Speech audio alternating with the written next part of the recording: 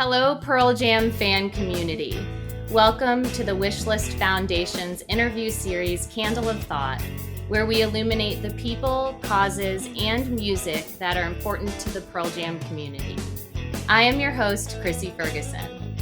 Today, I am excited to chat about the documentary Matter of Time with CEO of EB Research Partnership, Michael Hund, and filmmaker Matt Finlin. Michael is not only CEO of EBRP, a medical research organization working to cure Epidermolysis Bullosa, but under his leadership, EBRP has raised over $80 million, expanded clinical trials from 2 to more than 50, and has helped support 3 FDA treatments. He is also the executive producer of the award-winning documentary that we will be discussing today. Matt is a natural-born storyteller, building stories with an ideal mix of passion and innovation. His lively aesthetic eye and thoughtful sense of narrative have led to award-winning documentaries, music videos, and commercials. He is drawn to directing pieces that will make audiences laugh, cry, and take action, and that Matt certainly does with his documentary, Matter of Time. So Matt and Michael, what an honor it is to speak with both of you again today. Thank you for being here. It's great to see you. Thanks for having us. Thanks, Chrissy. We are fans of yours and Wishlist, and the EB community is very thankful for all you have done for our community. So thank you. Well, we're happy to help. Now, before we talk about Matter of Time, I wanted to make sure that everyone who is watching understands exactly what EB is. And when I describe it to my friends who have been asking me more about it, I always revert back to what Olivia Rodrigo said in one of the EBRP videos. And that was that people who have EB have skin so delicate, they call it the butterfly disease. From morning to night, they are surrounded by a cocoon of pain. And that part is the sad part, the hard part. But here's the hopeful part of what she said. Like the butterfly, what begins as an impossible struggle can become a remarkable metamorphosis. There is beauty in the growth of science and magic in the transformation of research. And as I said, we have an incredible supportive group through Wishlist Foundation, and they're very knowledgeable now about EB. But for those who don't know, Michael, can you please share a little bit more about what people who are suffering with EB are going through on a daily basis?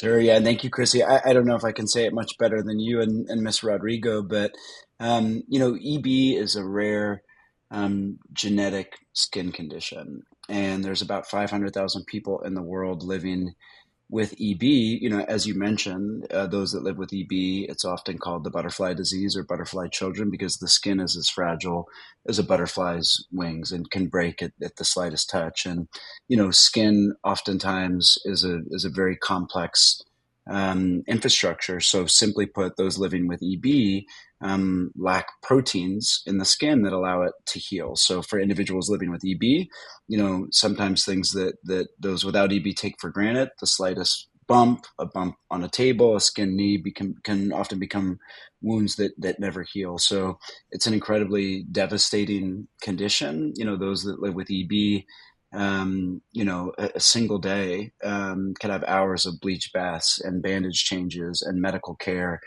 For individuals living with the most severe forms, they can have a medical team of 30 or 40 different healthcare providers, right? It is an incredibly challenging condition, but I think the most important thing to know about the EB community, and you've met members of families living with EB and individuals living with EB, Chrissy, as well. This community, I've worked in the pediatric healthcare space for 20 years, and these are some of the most brave, courageous, resilient individuals that you will meet. Yeah, and I think that's leads us into this film and why it's so important. You both have tirelessly worked to share this documentary and its message around the world. We were talking before this interview, how busy I know you both have been with traveling. There have been 40 plus cities now who have had this theatrical experience and been able to see this. And then after that, you're speaking with so many people and sharing this message and answering questions. And I know that you're both so passionate about what you do. You wouldn't be able to keep doing what you're doing, day in and day out if you weren't. But I wanted to know what your why was. We've kind of been talking about that a lot lately. Like, who is your why? I think, Matt, when we met, I think you may have even mentioned that Eli was your why. Yeah. Who or what makes you keep going on this mission? Because we all know that even if we're passionate about something and we want to make a difference, there's still got to be that thing or that person that's making us continue to pursue this and to wake up every morning and say, I'm going to keep fighting for this. And so I'd love to know kind of each of your stories about the who or the why. Yeah, I can start. It started with Eli, like I mentioned, I think, when we met. And when you meet someone like Eli, um, who lives with tremendous suffering, but his spirit is not broken, it's pretty inspiring. And it started there, but the and is the continued why is this community. And so, once you meet someone with EB, you'll do whatever you can to help. And in our small way, storytelling was that.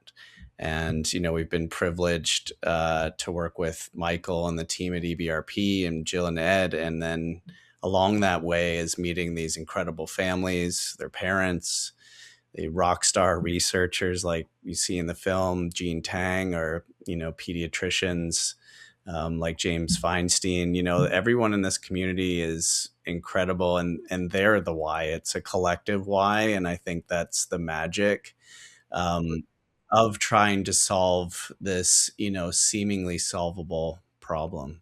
Yeah. Yeah, and I would.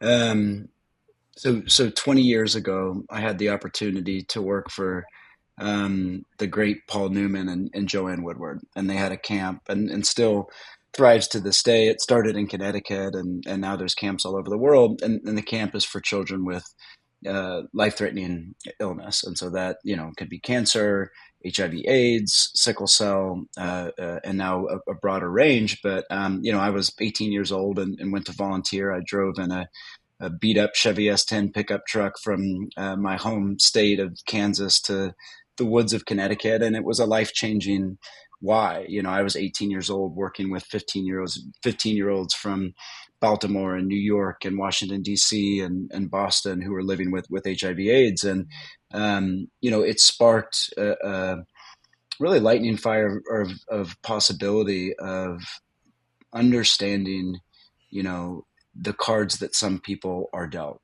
from birth, and pediatric illness is certainly that, and particularly the unfairness and sometimes brutality of it, but knowing that you can help in your small way and in your part. So, about a decade at the camp, the hardest part was the loss of life in young people and the impact, of course, on their families, but their communities, right? Their schools, their classmates, their healthcare providers, and really that why of wanting to be part of a solution for illness and a solution for disease. So, along the way, had great mentors, certainly Paul Newman and Joanne Woodward, Kathy Giusti, who started the Multiple Myeloma Research Foundation and Live with Multiple Myeloma, brought in this idea of we should run nonprofits like businesses. So she was a great mentor. And then, meeting Jill and Ed, and I often compare them to Paul Newman and Joanne Woodward, because here were people that were using their platforms and their skills and their talents and their fans to redirect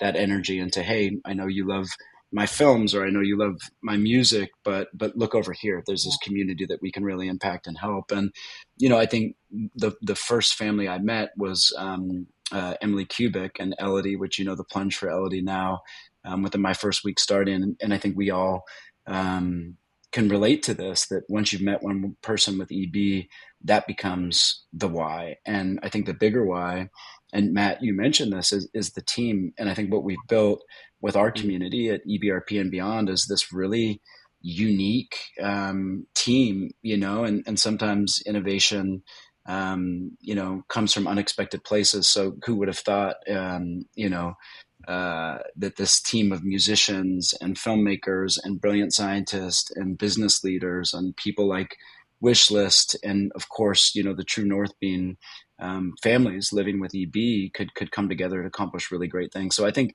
that's the why, and that continues to evolve. Really the magnitude of individuals with an infinite amount of skills and talents and energy, collectively focusing on one big, bold, audacious goal, which is to accelerate treatments and ultimately a cure. Yeah, and this documentary does a amazing job, a beautiful job of weaving these stories and these, of these children and these families together with also Eddie Vedder's Benaroya Hall benefit concerts. And Matt, what I loved about this documentary, well, one of the many things I loved about this was that it feels like we're getting a chance to not only know Eddie and Jill on like a more personal level through film, but also these EB families and these children. And I just don't know. I know this took years to put together and to document and to film. And how in the world did you decide what you were going to do and how it was all going to weave together? I mean, what was your vision? And then I guess my second part of the question is like, how did you know you were finished? Like, I just would love to know kind of your vision behind all of this. Yeah, I think the decision was decided for us in a way. The special thing about working with this community for the last 6 years is we've been lucky enough to go into patients' homes that trusted us, that were advocates, that wanted to share their story, to raise awareness.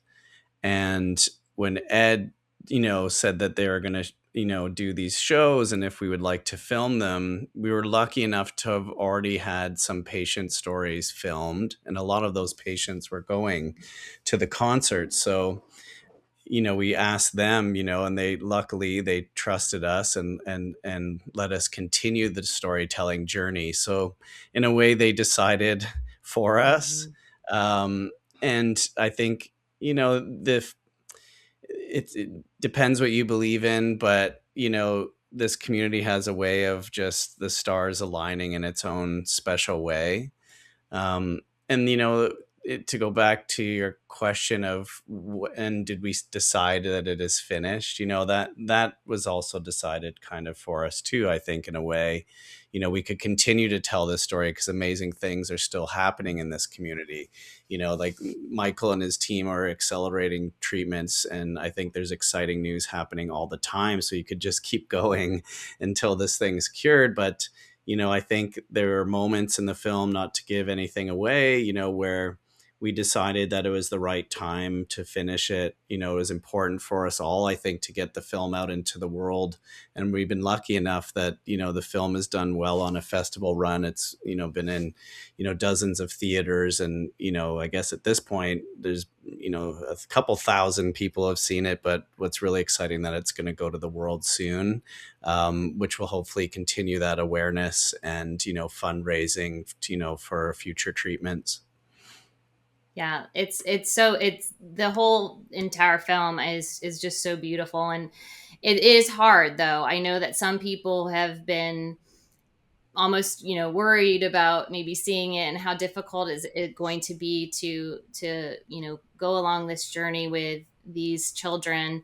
And what I would say to that is it is hard, and there are moments that I definitely was crying, but what was so beautiful about it is that it was also so hopeful. I loved hearing from the doctors and what they're doing, and I loved hearing from even the children who are so hopeful. And so, I think that, I do really want to encourage people. We're going to talk a little bit more about when this comes out for everyone to view. But it's something that is beautiful in so many different ways.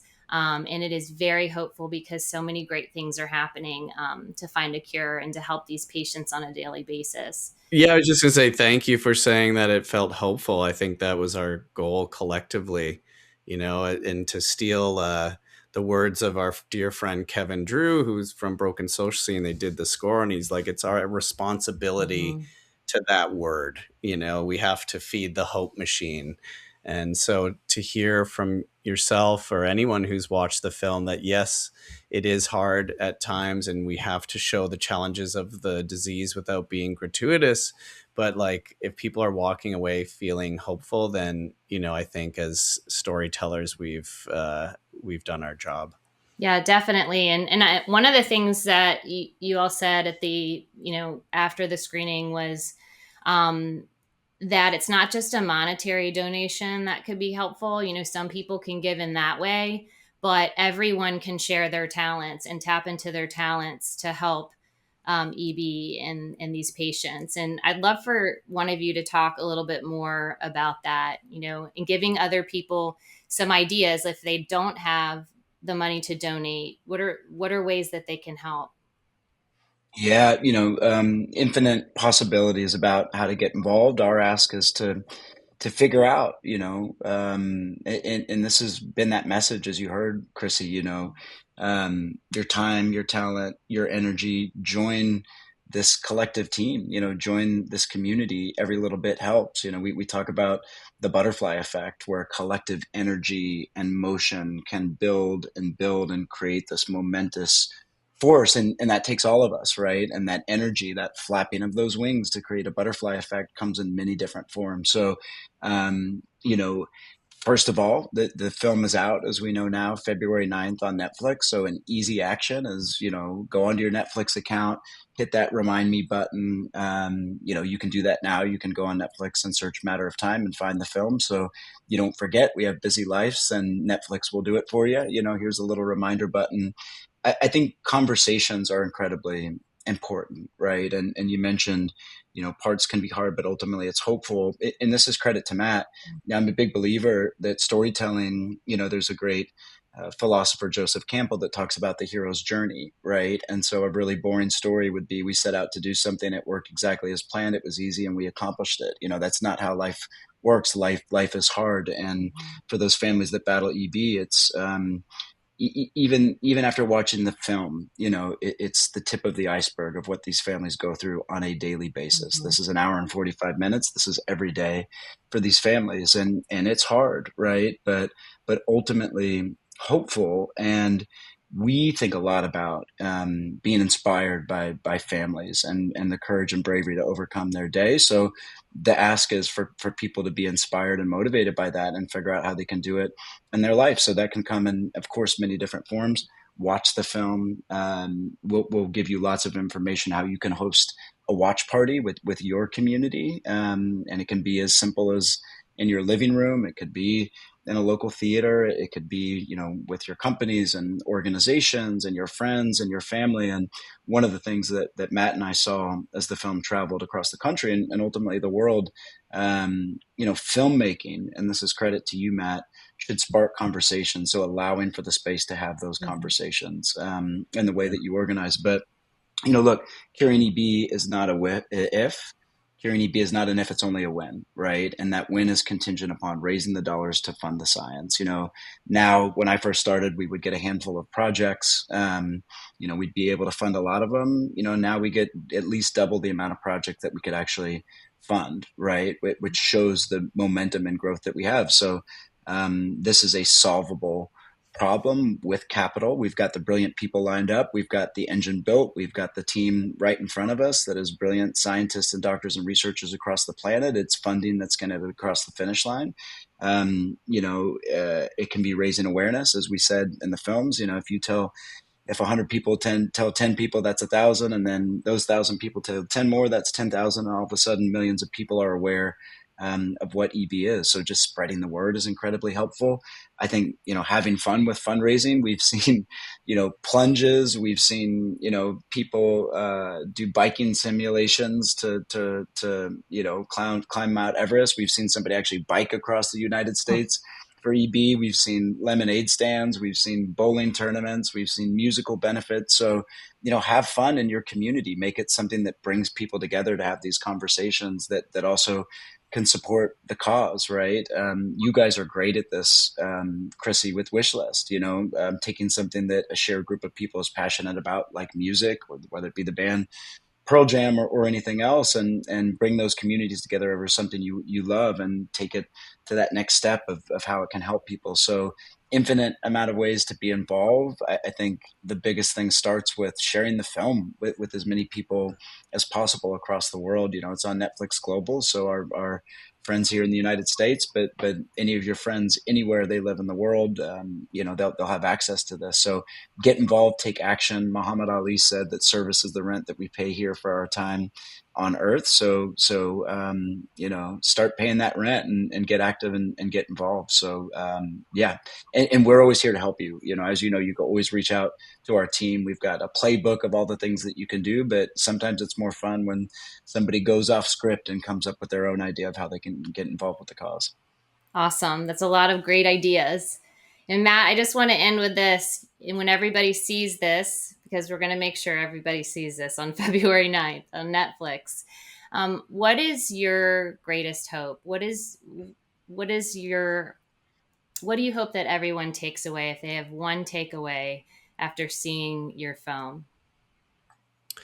I hope the takeaway is to have what Jason Haller in the film says, it's a happy moment, in the film where there's a treatment for their daughter Rowan, but it's not a cure, and they want a cure. And I think we can all be part of that in our own way. Like Michael said, if that's the takeaway, and you take action in any way that you can, whether it's financial or, otherwise, I think that would be a huge success for us in this community. Yeah, it certainly would.